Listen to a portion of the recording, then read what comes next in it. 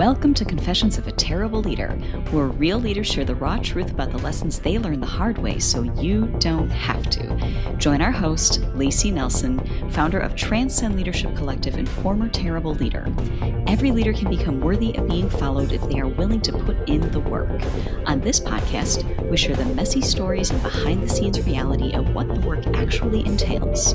We welcome you to this community of revolutionary leaders who believe honest communication, healthy conflict, and building cultures of acceptance, respect, and trust are not only possible, but non-negotiable for cultivating world-class teams.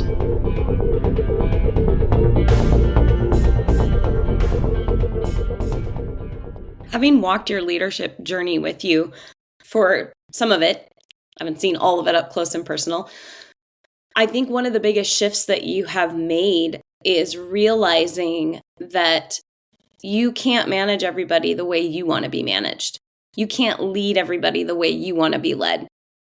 And one of the things that's really different, like entrepreneurs are just different. When you are wired entrepreneurially, you're like the top level performer plus a dose of like insane amount of risk-taking capacity. And there's a lot of people in leadership and entrepreneurial successful at high levels are neurodivergent as well. Like, so your brains our brains literally do not work like most people's brains.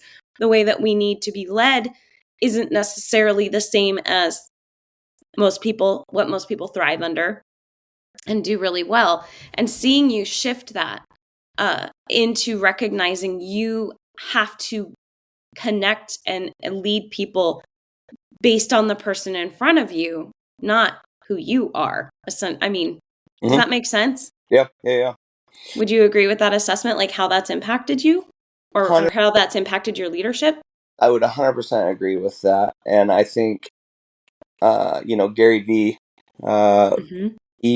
he in Gary Vee's really sweet way with 50 million F words and very direct communication.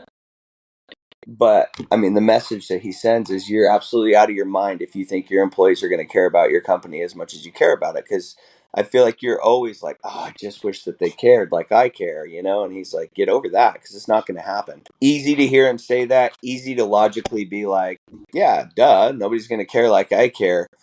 Way harder to actually feel that in your heart when you're dealing with your employees. And fortunately, I have an amazing staff here. I really do. I've got people who care about this company, who work hard. And I've got some guys, I quite honestly have some guys where their year-end review, I'm saying things to them like, I need you to do less. And I need to get a life outside of you that matters to you, but in a loving way. You know what I mean? Yep. Because I mean it. And so I've got a very dedicated staff. That's not an issue, like the dedication, but I have to remember that I look through a different lens than they look through, and I'm driven in a way that is unique. And I think that for me, I've eaten enough humble pie in my life where I start to err on the side of like, well, I have my own issues and I really pick myself apart, but I do have to remember like, and I mean this in a healthy way. Like, I'm special in the way that I tick, just like other people are special in the way that they tick. Right. But I've got a niche carved out, and it's something that I've been able to excel at and be so good at that I had to. Honestly, when I said I had a job, I just kept hiring people to help me do my job. That's what I like. Oh my God, I've created so much opportunity here that I can't get it all done in a day. Better hire somebody. And then it was too much for 2 people, and then too much for 3, and then 4. All of a sudden, I had a staff, and they're like, this place is insanity. There's no organization here. And I'm like, I haven't looked up in a decade, but we're making a shitload of money. And so once I finally took a breath and looked up, I was like, I think they're right. This is pretty crazy. Right. One of my very favorite stories was like frustration over phones ringing off the hook, and which is all day in your office, but people being on the phone and then the people that normally answer the phones being tied up, and then the people that don't normally answer the phones, like just letting it still ring. And you all were like, what is going on? Why don't they just answer their phone? And I asked the very simple question of, Have you ever told them that one, they need to pick the phone up? Like I expect that if everyone who normally answers the phone is tied up, that you pick up the phone. And B, actually taught them just a little script on how to answer the phone and how to direct the calls. Your whole leadership team was like, no. That little tiny thing. What happened as soon as you told them? Did it change? Instantaneous change with just a tiny little picture painted of what we expect. That was last year, folks. Right. 15 years ago. That was 1 year ago. You guys have come a long way. A long way. Your team is really fun to work with. We've done a lot of our vision mapping, strategic planning process, and annual planning, and then the quarterlies with your crew. And it's been amazing to watch them rise to the occasion and watch you rise to the occasion with learning, putting these systems in place. And when we say systems, we think, oh, you push a button and let it go can be the default. No, it takes maintenance just like everything else and staying up on it.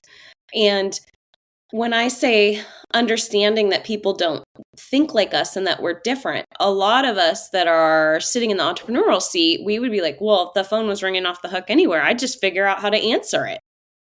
But literally want to answer the phone when I'm at stores that have nothing to do with me and it continues to ring. I'm like, dude, I'm about to go pick that phone up. What is on here right now? Hear a phone ringing. A lot of us are wired of like, see a problem, we must instantly solve it.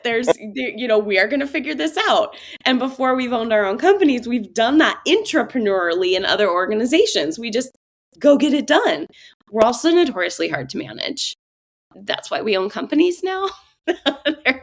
We are a hard group because we see things and immediately go for it. And sometimes it's in complete misalignment with what the actual owner or boss wanted. And so that is one of the faults where we think, oh, well, because I would do it this way, the other people, they just aren't any good at this. And why don't they care? And we're assigning all of these assumptions to their behavior when really we're just not we don't have the skills yet to see it and understand through their lens of actually they're trying really hard to do a really great job. You've just never told them how to win. And they need the guardrails to operate in. Some of us need guardrails that are like, our guardrails are a continent, whereas other people, they need the guardrails or the bumper lanes like the width of a bowling alley.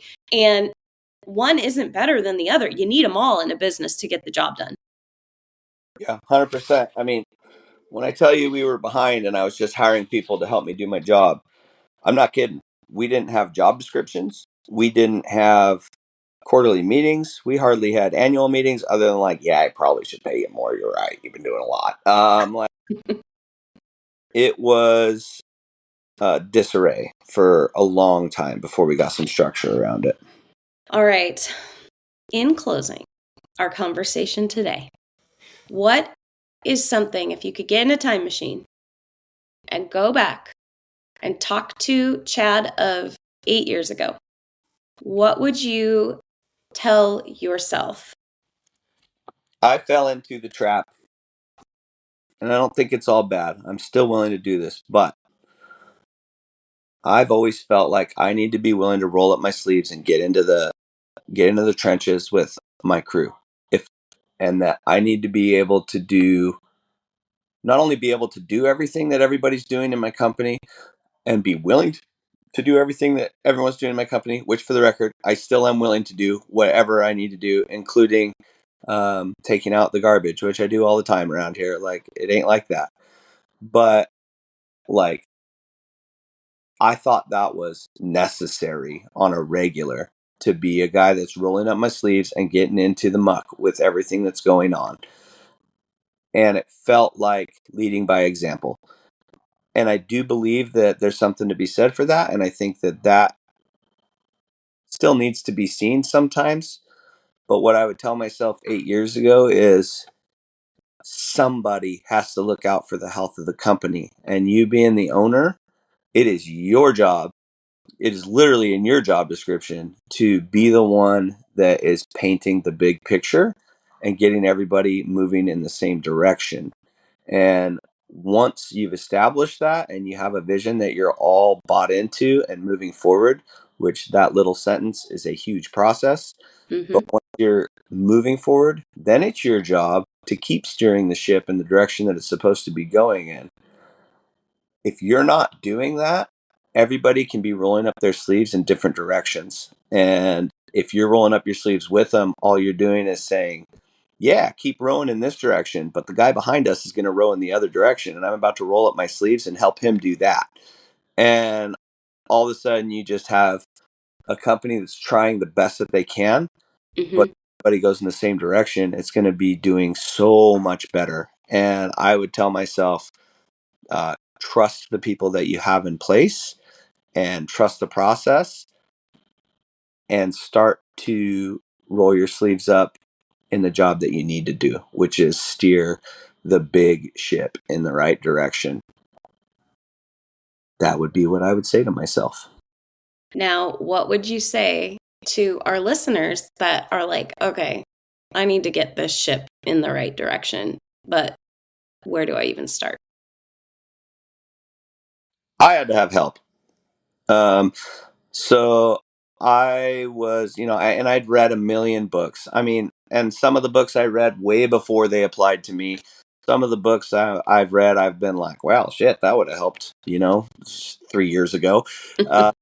But you can overread. I mean, you can get to a point where you're like, well, I have all this head full of knowledge, but man, it's action, action, action. But go find mentors. I'm part of a mastermind group. I have people that I surround myself with that are also going through the entrepreneurial struggle. We get together once a week and we talk about the problems that we're having. We hold each other accountable. We run all of these possible scenarios and solutions by each other on what we can do to handle that. And that's been my saving grace. I mean, I was doing that long before the 8 years ago. We've been together for like 13, 14 years, I think, doing this stuff.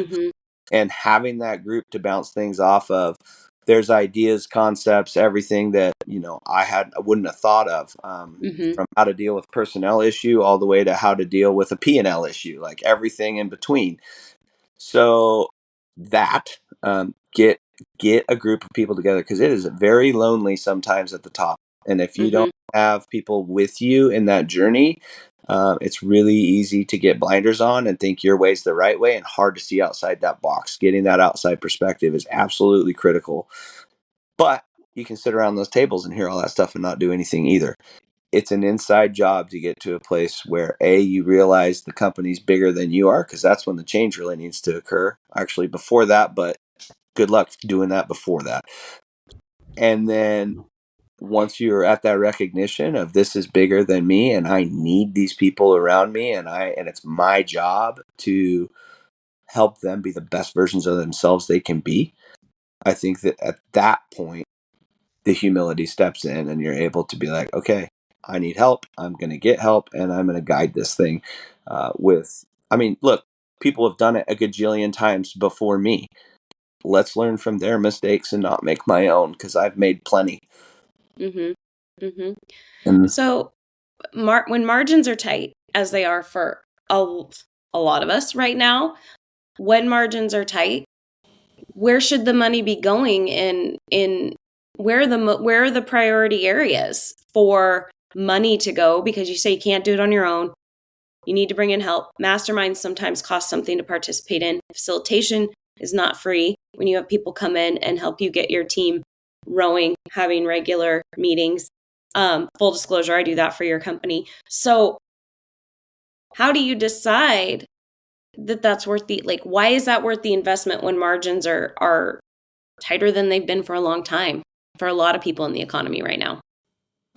Nothing's going to put more stress on a business owner than feeling the bottom line shrink and things start to tighten up, and all of a sudden you're looking at everything with more of a microscope. All of a sudden that P&L matters to an extent that it hasn't mattered in the past. And because the gravy train has left the station in this country, at least for a while. And it's cyclical, you got to weather the storm. But while you're weathering the storm, I think nothing is more crucial than everybody on your team being hunkered down together and moving in the direction that it needs to be moved in. It is, at least in my experience, so much easier to have a team full of people that are on the same page, weathering a storm together, and being absolutely transparent with the fact that it's a storm. Like, I don't hide that from my staff whatsoever. Like, we are in the midst of an economy that is recovering from COVID, and that's where we are right now, and that's the reality of it. And if we hunker down, because businesses are going to fail right now, they are going to fail, and a lot of them are. And if we weather this storm, we're going to come out the other side of it with even more stability in the marketplace while it's bolstering. So where do you put your money in the midst of that? You put your money in the things that are going to hold your company together to get through the storm. And there's nothing that's going to hold your company together more than a healthy culture. And so able to focus on your culture during all of that. And look, man, we have so much dysfunction in I do not have this figured out. But what I do have is a group full of people that believe in our core values, that believe in our mission statement, that believe in the lens that we look through the entire workforce with. And if you ever come in contact with anybody from my company, I guarantee you they're going to treat you with respect and enjoy the conversation that you have with them. And I don't care who you are or what you do, you will be treated that way. And so to bring all of that together and to create the glue, because the culture really is the glue that's going to hold it together during that's going to help you hunker down and weather the storm. Those are the areas I'm going to put my money, and I do. That's the reality. I do put my money into those areas. So thank you. Any last words, anything that you want to leave with a listener that is either where you're at right now or where you've been in the past? What's one thing that you want them to walk away from this podcast with that they can hold on to as we're in the midst of an economic storm? So many people that, I've had the opportunity as I've gained success to be able to mentor other people. Now I have people come to me and they say, how did you do what you do? And it's been one of life's greatest blessings for me to be able to walk side by side with people as they're on their way up, and just help them and freely give this advice to them and talk to people. I had the opportunity I created the opportunity. I called people that I knew were very successful. And I said, hey, can I buy you lunch? They didn't know me from anybody. And they're like, what the hell do you want from me? I'm buying you lunch because I just want to ask you questions about you.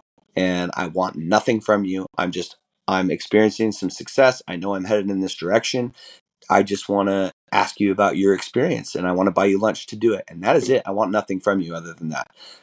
Every single one of those people said, yeah, let's go to lunch. So I had this opportunity to sit down with all these people. I asked them questions. And one of the very first questions I asked them was, if you could go back, because I was 27 years old when I was doing this at the time. I said, if you could go back to being 27, what would you tell yourself to do differently? And without fail, every single one of those men, and they are multi-millionaires. I had one guy tell me the biggest problem he has today is that he has $7 million cash in the bank and doesn't know where to put it. And this dude was literally worth, like $100 million. And that's the biggest problem he has today, right? Like, sorry you're going through that. And so my point is, these people were wildly successful as the world says this is what success is. Every one of them told me I would spend more time with my kids while they were young. And I have made that a part of my world, and it's been an absolute priority for me. And I also have put that in our culture, and it's expected of my staff to leave this place and go be at their kids' events when they occur, to leave early, to go to basketball games, football games, whatever it may be. Treat your family like they matter more than this place, because they do. And I'm for my kids, and I do, and our spouses. And so I would say sitting down with people who have experienced that much success and putting that into practice for me early on, and never letting go of that has been I mean, wonderful for my family and for my kids and everything else, but also B, a really big part of the glue that I was talking about that helps hold this place together, because nothing's really more important to people than their kids. And when they know that I mean that with all of my being, they don't want to not work here. They don't want to not be here. And any one of my staff will tell you that I'm not just talking that talk. I mean it, and it's real. So, man, love your kids while they're young. Be involved in their lives, because I don't care how much money you have. The guy with $7 million cash in the bank, his regret was not seeing his kids, and you can't pay for that. Yeah. So I took that to heart, and I would just encourage everyone else that has young kids and they're going through this battle to not lose sight of that. You can be on the cover of Forbes magazine, but you're probably going to be all alone. I love that. Thank you. Thank you, brother, so much for coming on the show today. If people if they really resonated with your story and they want to connect with you, where do they find you? What's the best way to do it? And we'll link it in the show, or in the show notes. They can email me. They can call me. I'm pretty open book. A lot of you listening probably already know me. Hi, love you. But yeah, and anyway, and I mean, we scratched the surface of my real story. So if there's anything, would love to communicate. I truly want to be helpful in any way that I possibly can. So however you can reach out to me. You can come on by. You can come have lunch with me, whatever. I'm an open book. Awesome. Thank you so much. We will drop your home address in the show notes. Maybe not that. So we definitely will make you accessible to our audience. Thank you. I know you've got a ton going on. I really value that you made time for me and for this morning, and I have no doubt our listeners are really going to benefit. So thank you so much. I hope to have you back at some point and we can get further into the surface that was just scratched of your story and what you have to offer and what you've learned. And the many mistakes, we just barely touched on them. So. Truth. All right, my friends, until next time, go manage like a leader. Thanks for being part of this community of revolutionary leaders who believe honest communication, healthy conflict, and building cultures of acceptance, respect, and trust are not only possible, but non-negotiable for cultivating world-class teams. If one-to-one coaching, engaging workshops, or strategic planning that is actually useful are anything that interests you, make sure to head over to www.transcendleadershipcollective.com to check out our free resources. Confessions of a Terrible Leader is hosted by Layci Nelson and produced by Mary Scott. Music is by Leif Olson and Mary Scott from the band The Number of Months. Thank you so much for listening. Don't forget to like and subscribe. And until next time, go manage like a leader.